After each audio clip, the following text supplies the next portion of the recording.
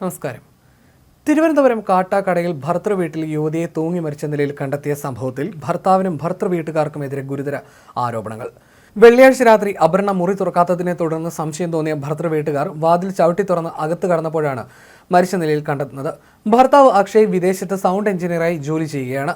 അപർണ തൂങ്ങി മരിക്കുന്നത് അക്ഷയ് വീഡിയോ കോളിലൂടെ കണ്ടിരുന്നുവെന്ന വിവരമാണ് ഇപ്പോൾ പുറത്തുവരുന്നത്. എല്ലാം അറിഞ്ഞിട്ടും എന്നോട് എന്തിന് ഇങ്ങനെ പെരുമാറുന്നു എന്നെഴുതിയ കുറിപ്പും അപർണയുടെ ഡയറിയിൽ നിന്ന് പോലീസ് കണ്ടെത്തിയിട്ടുണ്ട്. വെള്ളിയാഴ്ച രാത്രി 9 മണിയോടെയാണ് അപർണ ജീവനൊടുക്കുന്നത്. അപർണയും അക്ഷയുടെ സഹോദരിയും ഒന്നിച്ചിരുന്ന് സംസാരിക്കുന്നതിനിടെ അക്ഷയുടെ വീഡിയോ കോൾ വന്നു. ഫോണിൽ സംസാരിക്കാനായി മുറിയിലേക്ക് പോയി കതകടച്ച അപർണ ഏറെ നേരമായിട്ടും പുറത്തേക്ക് വന്നില്ല. വിളിച്ചിട്ടും അനക്കമൊന്നും കേൾക്കാതായതോടെ വീട്ടുകാർ വാതിൽ ചവിട്ടിപ്പൊളിച്ചു. തുടർന്നാണ് ഫോൺ ചാരി വെച്ച നിലയിലും അപർണയെ തൂങ്ങി മരിച്ച നിലയിലും കണ്ടെത്തുന്നത്.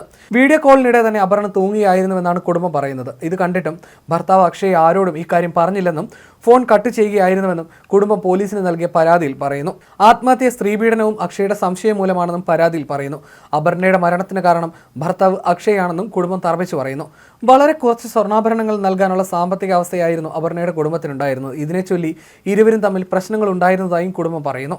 പ്രണയിച്ച് വിവാഹിതരായവരാണ് ഇരുവരും. കഴിഞ്ഞ വർഷമായിരുന്നു ഇരുവരും തമ്മിലുള്ള വിവാഹം നടന്നത്. സംഭവത്തിൽ ആര്യനാട് പോലീസിന്റെ അന്വേഷണം പുരോഗമിക്കുകയാണ്.